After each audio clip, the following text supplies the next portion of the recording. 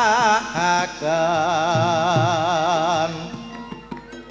resang manten kakung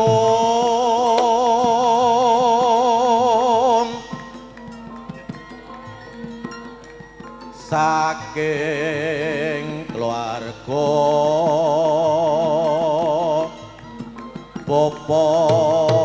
Subagyo sayekti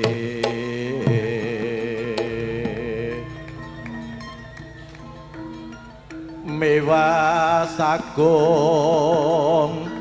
brayatipun mugi enggal kapanggihna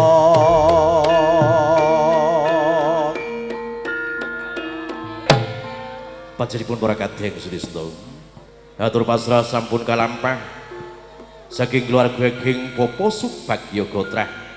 ingkang dipun saliri panjenenganipun Bapak Sugiono SPD menika kalajengan hatur panampi pasrah saking keluarga Geng Bapak Kasnowo lumantar panjenenganipun Kiai Raden Tunjung Sarjana Hukum dumateng panjenenganipun wekdal sasana kula aturaken sumangga nuwun.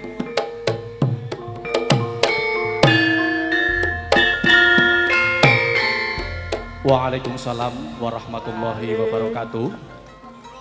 Keparenga matur bilih kawula mundi dawuh saking ingkang kagungan sedya panjenenganipun pepundhen kula Bapak Kasnowo sekalian garwa supados nampi rawuh jengandika sak kaluwarga.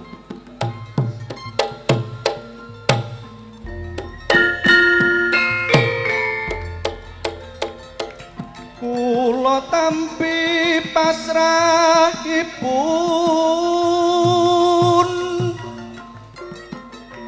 risang penganten kakung sak tarum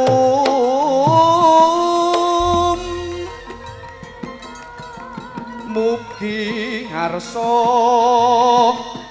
kapiwan doa nanggi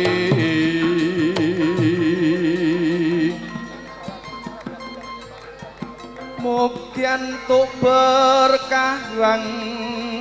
agung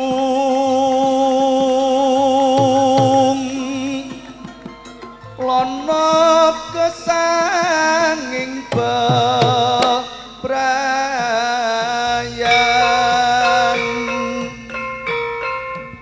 panjenenganipun para kadheng sudista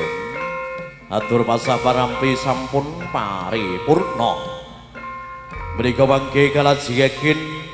tata upacara panggih kadanggih panggih pinengkan tenyekalipun Diahayu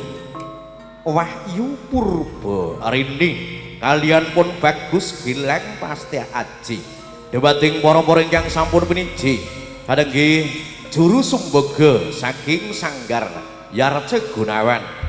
kasumagaken sumangga